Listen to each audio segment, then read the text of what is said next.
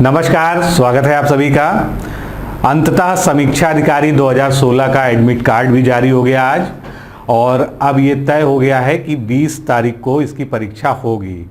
लेकिन मैं ये वीडियो इसलिए बनाने आया था आपके बीच कि आपको मैं आखिरी के जो ये 8 दिन बचे हैं उसका आप यूटिलाइजेशन कैसे करें और सही दिशा में जो है इन 8 दिनों का सही उपयोग करके आप जो है अपनी तैयारी को बिल्कुल लास्ट मोमेंट पे किस तरह से फ्रूटफुल बना सकें, जिससे आपका एग्ज़ाम जो है उसकी अच्छी होने की संभावनाएं बहुत अच्छी हो जाए।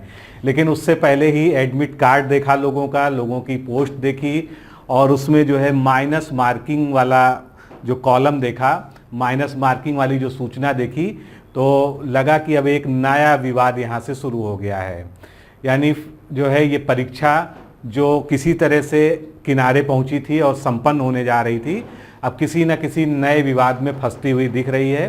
क्योंकि 2016 का जो नोटिफिकेशन आया था, मेरे पास नोटिफिकेशन भी है, मैं आपको दिखाऊंगा आगे जो है, उसमें कहीं भी निगेटिव मार्किंग का कोई जिक्र ही नहीं किया गया था। और पिछली बार जो 2016 का एग्ज़ाम हुआ था उसमें इसी कारण जो है कोई भी निगेटिव मार्किंग नहीं रखी गई। अब आयोग ने कैसे और किन परिस्थितियों में ये नया निर्णय ले लिया है कि निगेटिव मार्किंग होगी और क्या ये नियम सम्मत है या नहीं है, क्योंकि नियम तो ये कहता है, एक सामान्य नियम है कि खेल के बीच में जो है खेल के नियम नहीं बदले जा सकते। एक बार जब खेल शुरू हो गया तो उसके जो नियम निर्धारित हैं उसी नियम पर वो खेल संपन्न होना चाहिए। हाँ, बदले जा सकते हैं, लेकिन उसके लिए जो है दोनों पक्षों की सहमति जरूरी है। अगर कोई ऐसी चीज़ है कि आउटडेटेड हो गई है और दोनों पक्ष जो है खेल के आपस में सहमत हों तो आप नियम बदल दीजिए, किसी को आपत्ति नहीं है, लेकिन कॉन्फिडेंस में लेके और पूरा जो है उनसे सहमति प्राप्त करके। लेकिन यहाँ पर जो छात्र हैं 2016 का जो एग्ज़ाम देने जा रहे हैं समीक्षा अधिकारी का, उन्होंने 2-3 चीज़ों को सोचा था कि इस बार उनके लिए ये बहुत ही सुनहरा मौका है। सुनहरा मौका किन संदर्भों में है? एक तो 2016 का जिन लोगों ने फॉर्म भरा था उसमें से 40% ऐसे लोग हैं जो एग्ज़ाम ही नहीं देंगे, क्योंकि वो किसी ना किसी वजह से इस फील्ड से आउट हो गए, चाहे उनका सिलेक्शन हो गया है या उन्होंने तैयारी छोड़ दी है, या कुछ लोग के साथ जो है दिक्कत आ गई है, वो अपना रजिस्ट्रेशन नंबर भूल गए हैं, उनको एडमिट कार्ड नहीं मिल पा रहा है। दूसरी जो है कोरोना काल चल रहा है तो बहुत से लोग कोरोना इफेक्ट के कारण भी एग्ज़ाम नहीं देने जाएंगे। तो ये माना जा रहा था कि जितने लोगों ने फॉर्म भरा है उसमें से मुश्किल से 40% लोग जो है एग्ज़ाम में अपीयर होंगे। 40% से कम भी ये संख्या आंकी जा रही थी। और सोने पे सुहागा ये था कि जब फॉर्म भरा था तब से जो है 3 साल 4 साल का समय बीता जा रहा है, और ऐसे में माइनस मार्किंग नहीं होगी। माइनस मार्किंग नहीं होगी तो आप लोग फिर जो है जैसे आरओ की पहले परीक्षा देते थे, फ्री हैंड, फ्री दिमाग और बिना किसी दबाव के जो है सारे क्वेश्चंस को हल करेंगे। क्योंकि जरूरी नहीं है कि जो हमने पढ़ा हो सब कुछ वही आ जाए। कभी कभी हमारी किस्मत भी साथ देती है, कभी कभी जो हमारी इनर इंस्टिंक्ट होती है, हमारे अंदर से भी आवाज़ आती है किसी प्रश्न को देख के कि ये सही होना चाहिए, भले ही उसके बारे में हमने बहुत अच्छे से नहीं पढ़ा हो। तो यहाँ पर जो है जब निगेटिव मार्किंग नहीं होती है तो छात्र को उसका लाभ मिलता है, और ऐसे में जो है मेरिट जो है 140 से ऊपर जो है जाकर कहीं टिकती जब निगेटिव मार्किंग नहीं होती, और कम लोग परीक्षा दे रहे होते तो कम प्रतियोगिता होती और काफ़ी सारे लोगों को इसका लाभ मिलता है। लेकिन अब ये आयोग ने एक नया विवाद खड़ा कर दिया है। अब ये विवाद कहाँ तक जाएगा? कुछ लोग जो है पोस्ट कर रहे हैं कि अब ये कोर्ट में जाएगा, लेकिन मैं फिर भी आप लोगों से एक आग्रह करना चाहता हूँ, एक स्टूडेंट आप लोग हैं, अपना बहुत ज़्यादा ध्यान इस ओर मत भटकाइए। देखिए, आप विरोध करिए, ठीक है, अच्छी बात है।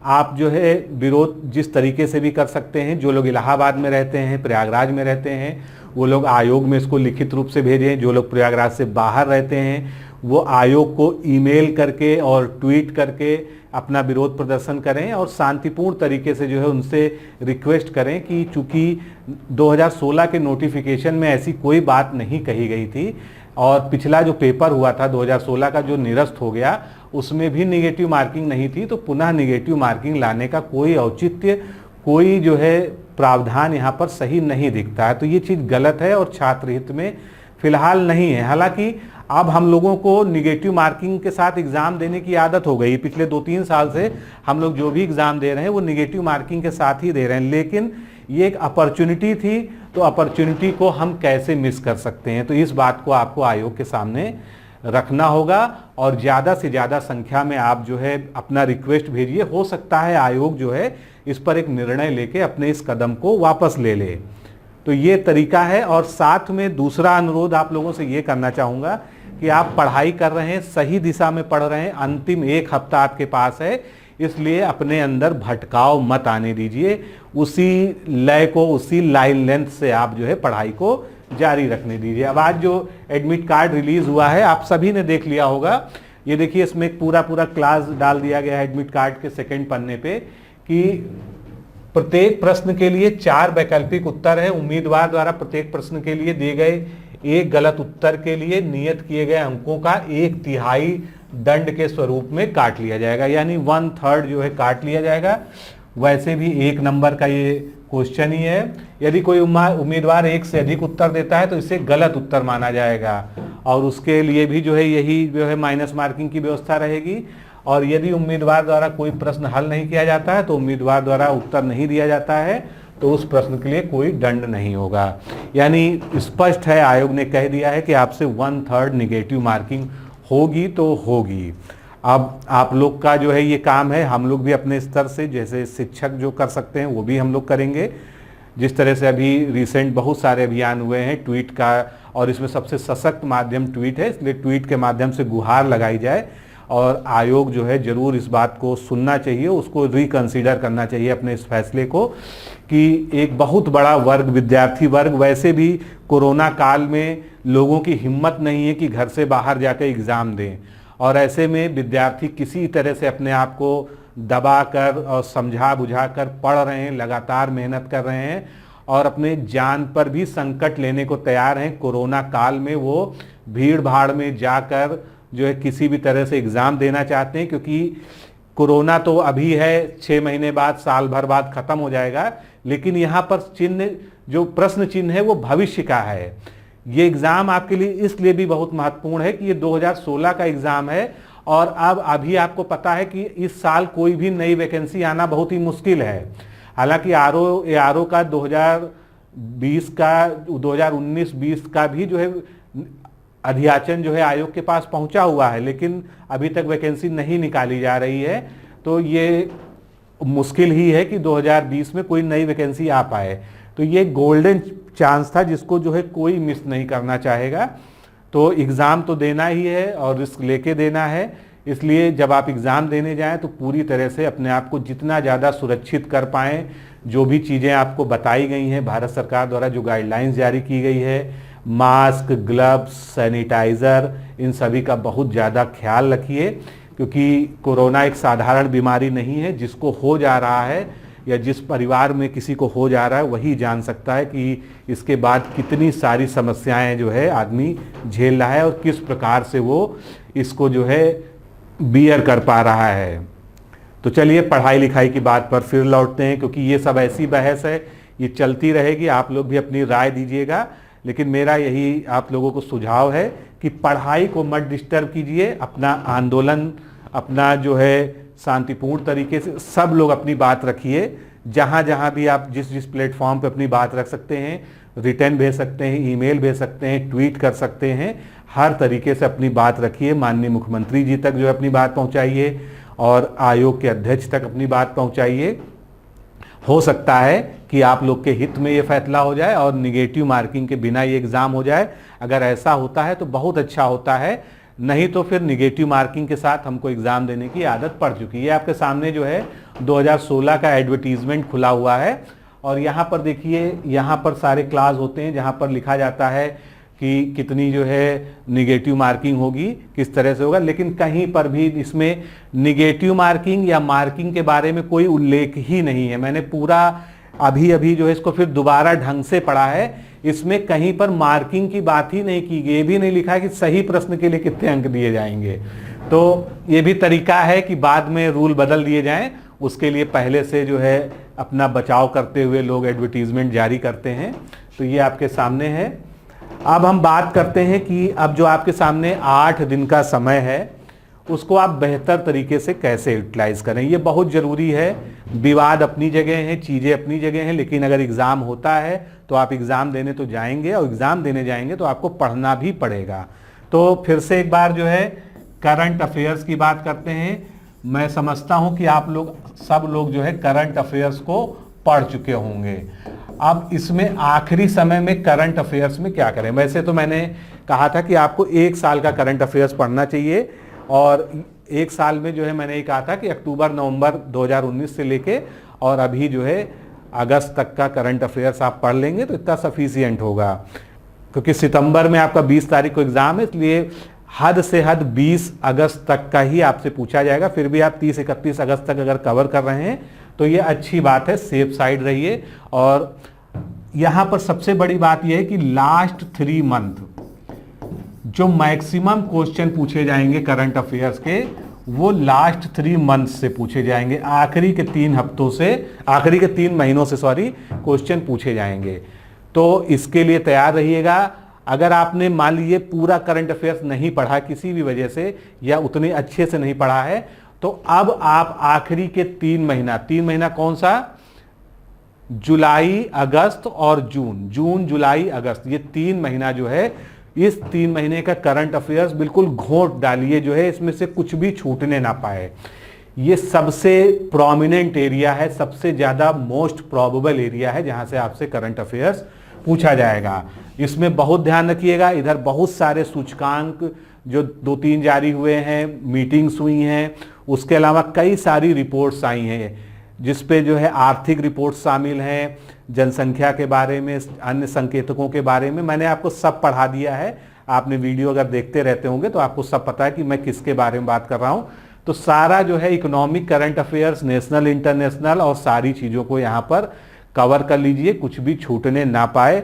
विशेषकर इकोनॉमिक करंट अफेयर्स में से आपका कुछ भी अगर छूट रहा है तो उसको अभी आपके पास जो समय है उसको यूटिलाइज कर लीजिए। उसके अलावा अब आपको क्या करना चाहिए, क्योंकि अगर अब आप पढ़ रहे हैं तो ये मान के चलिए कि आपको 10 से 12 घंटा जो है डेली पढ़ना है। 10 से 12 घंटे में 3 घंटा कम से कम करंट अफेयर्स को दीजिए। 3 घंटे से कम करंट अफेयर्स मत पढ़िए। अब ये करंट अफेयर्स को फाइनली जो है पढ़ के ख़त्म कीजिए। हम लोग की जो PDF है मंथली और जो हाफ ईयरली, यानी जनवरी से लेके अगस्त तक की जो पूरी करंट अफेयर्स है, अगर आप वो ले चुके हैं तो अच्छी बात है।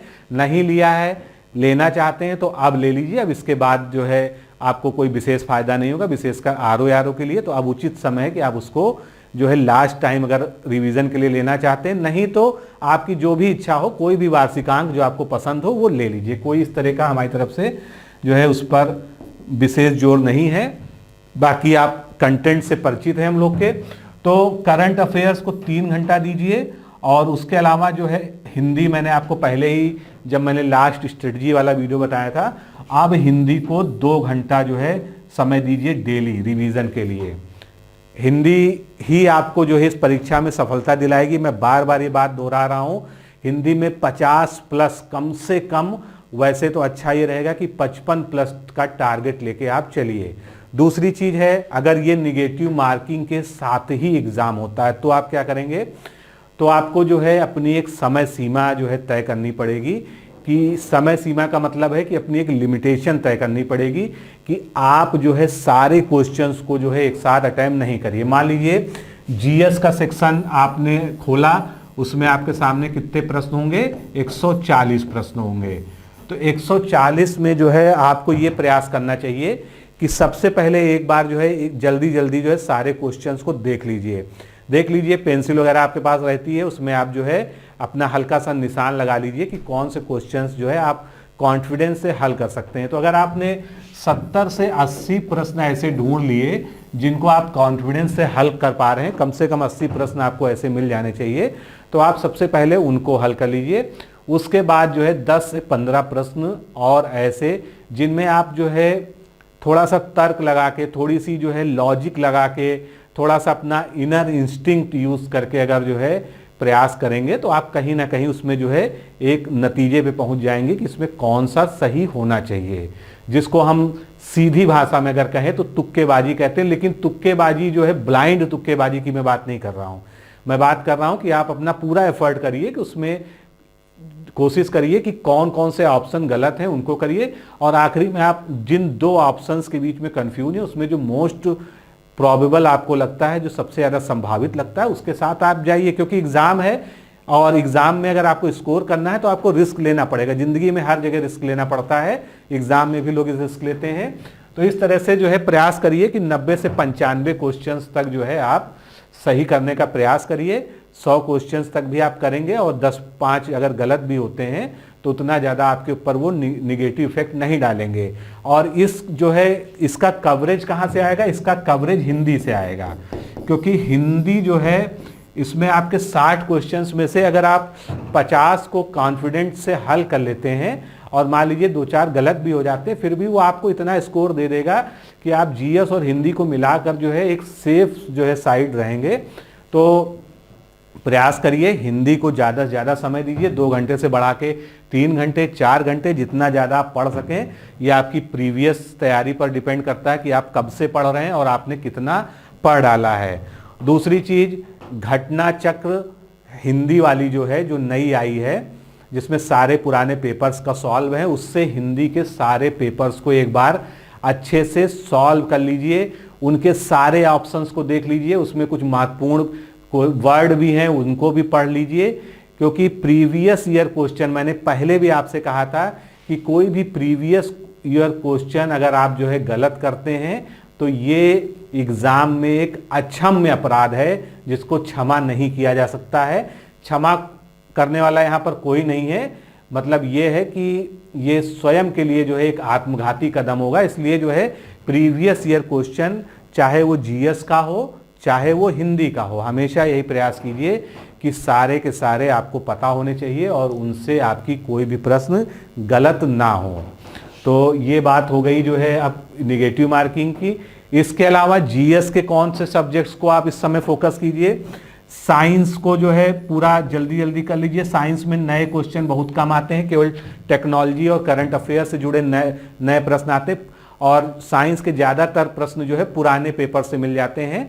पुराने पेपर्स का मतलब यहाँ पर मेरा ये है कि जो घटना चक्र में आपको मिलेगा, यानी यूपीपीएससी के जितने भी एग्जाम्स हुए हैं उनसे जो है बन जाते हैं, उनकी व्याख्या में भी आपको मिल जाएंगे। तो साइंस जो है जल्दी से रिवाइज कर लीजिए।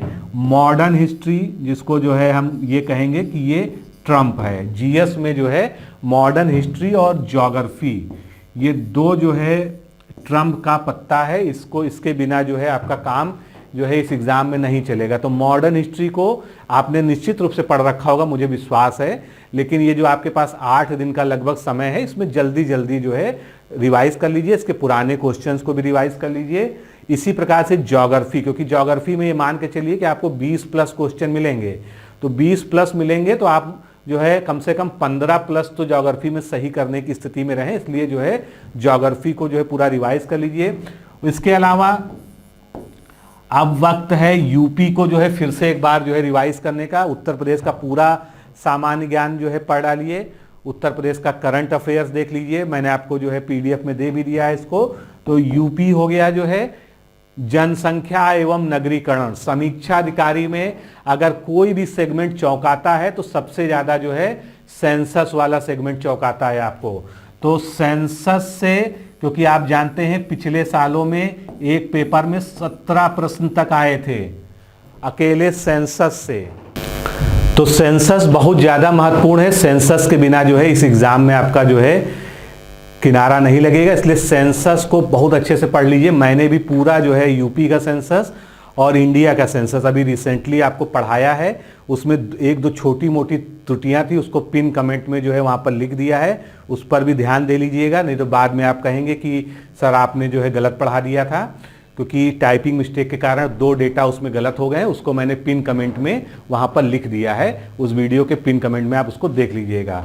तो यूपी और सेंसस को कवर कर लीजिए। और मिसलेनियस में जो है इन्वायरमेंट के प्रीवियस ईयर क्वेश्चंस और पर जो है मैंने अभी 1000 प्रश्नों की जो है वन लाइनर प्रश्नों पर एक श्रृंखला भी अपलोड की थी, उसको जरूर देख लीजिएगा। अगर 2 बार देख लेते हैं तो आपको जो है किताब खोलने की आवश्यकता नहीं पड़ेगी। सारे प्रीवियस ईयर क्वेश्चन और उसके अलावा जो भी महत्वपूर्ण प्रश्न है वो उसमें जो है शामिल किए गए हैं।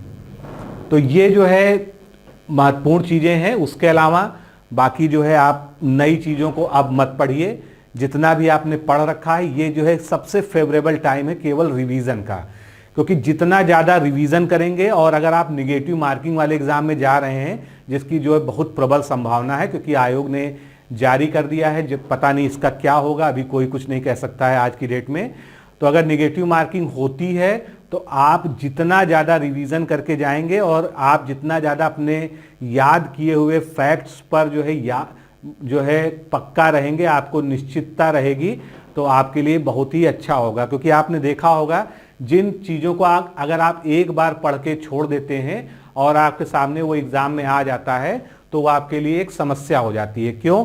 क्योंकि आप जैसे ही उसको रिकॉल करने की कोशिश करते हैं आपको लगता है कि ये भी सही हो सकता है, इसका ये भी ऑप्शन सही हो सकता है, मैंने ये पढ़ा था। इसलिए किसी चीज़ को कभी एक बार पढ़ के मत छोड़िए। अगर आप उसको रिवाइज नहीं कर सकते हैं तो आप उसको पढ़िए ही मत, क्योंकि वो कन्फ्यूज़न क्रिएट करेगा। हाँ, जो लोग बहुत ज़्यादा शार्प जो है इंटेलिजेंस के हैं, बहुत अच्छी उनकी जो है याद कर रखने की पावर है, उनकी बात अलग है। लेकिन एक सामान्य विद्यार्थी जो है एक बार का पढ़ा हुआ एग्ज़ाम में रिकॉल नहीं कर पाता है, वहाँ पर उसको दिक्कत आती है। इस बात को आप स्वीकार करिए। तो मेरा कहना सिर्फ इतना है कि आप जितना ज़्यादा से ज़्यादा रिवीजन इस समय कर सकें वो आपके लिए बहुत ही अच्छा रहेगा। ये सबसे बेहतर समय है रिवीजन करने का। इन 8 दिन में आप जो है थोड़ा सा जो है करंट अफेयर्स, हिंदी और जीएस के जो महत्वपूर्ण जो सेगमेंट्स हैं, जो छोटे छोटे सेगमेंट्स हैं उन पे ज़्यादा ध्यान दीजिए कि छोटे सेगमेंट से 4-4, 5-5 क्वेश्चन सभी से पूछे जाते हैं और वो आसान होते हैं एग्ज़ाम के लिए। जो है जनसंख्या नगरीकरण, उत्तर प्रदेश, पर्यावरण, कृषि, हाँ कृषि का भी जिक्र जो है मैं ज़रूर करूँगा, हालांकि वो भूगोल के अंतर्गत आता है। और इसके अलावा जितना नवीनतम डेटा जो मैंने आपको पढ़ा भी दिया है, आपको जो है मैगजीन में PDF में भी दे दिया है, उसको फिर से रिवाइज कर डालिए। बहुत से प्रश्न आपको जो है हमारी ई मैगजीन से मिलेंगे। जब एग्ज़ाम होगा उसके बाद जो है हम लोग इस पर फिर चर्चा करेंगे, क्योंकि बहुत ही मेहनत से जो है उसको तैयार किया गया है। बहुत ही पूरी जितने भी ऑथेंटिक सोर्सेज हैं वहाँ से उसको डेटा को कलेक्ट करके तैयार किया गया है। तो उसको आप अगर रिवाइज कर लेंगे तो बहुत ही अच्छा रहेगा। दोस्तों, पूरा प्रयास जो है मैंने और इस चैनल ने किया है कि आपको समीक्षा अधिकारी के लिए अच्छे से अच्छा कंटेंट उपलब्ध कराया जा सके, और अभी भी कर रहे हैं, लगातार कर रहे हैं। अभी भी 2-3 वीडियो मेरे मन में ऐसे हैं जो मैं आपके सामने लाना चाहता हूं। जल्दी ही आपको जो है 2-3 दिन में वो मिलेंगे। तो वीडियोस को देखते रहिए, लेकिन इस समय ऑनलाइन निर्भरता थोड़ी अपनी कम कर दीजिए। कोशिश करिए कि जो है कंसंट्रेट करके अपने रिवीजन करिए। जो चीज़ें आपकी छूट गई हैं उनको जल्दी जल्दी रिवाइज करिए और भटकाव से बचिए। भटकाव का मेरा मतलब ये है कि जो ऑनलाइन साधन है उनका कम से कम प्रयोग करिए, सीमित दायरे में प्रयोग करिए, जितना आवश्यक है उतना प्रयोग करिए। क्योंकि एक बार अगर आप मोबाइल देखने लगते हैं तो 1 घंटा 2 घंटा कब व्यतीत हो जाता है पता नहीं चलता है। तो समय बहुमूल्य है, ये समय लौट के नहीं आएगा। हो सकता है कि आप ARO 2016 के लिए ही बने थे। इस बात को सोचकर जो है, जहां इतने दिन आपने धैर्य से जो है पढ़ाई की, पूरी क्षमता के साथ पढ़ाई की, बहुत सारे कष्ट उठा के पढ़ाई की, तो मैं यही आपसे फिर से आपका आह्वान करूंगा कि आप जो है इसी को कंटिन्यू रखें। अपनी एकाग्रता को उसी प्रकार से रखकर जो है बाकी के बचे 8-9 दिन जो है और अच्छे तरह से पढ़ लीजिए। और मुझे पूरा विश्वास है कि अगर आपने ईमानदारी से मेहनत की है तो आप जरूर सफल होंगे। तो मैं सभी को जो है, आप सभी को जो है बहुत बहुत शुभकामनाएं देता हूं, और मैं यही चाहता हूं कि अच्छे से आप जो है इस आखिरी 1 हफ्ते को रिवीजन में निकालें, इधर उधर की बातों पर ध्यान कम दें। हाँ, इस मुद्दे पर जो निगेटिव वाली मार्किंग वाला मुद्दा है इस पर जरूर थोड़ी सक्रियता दिखाएं, लेकिन इतनी ज़्यादा सक्रियता भी ना दिखाएं कि आप जो है अपने पढ़ाई से जो है भटक जाएं। तो दोस्तों, आज के लिए इतना ही, फिर मिलते हैं। नमस्कार, धन्यवाद।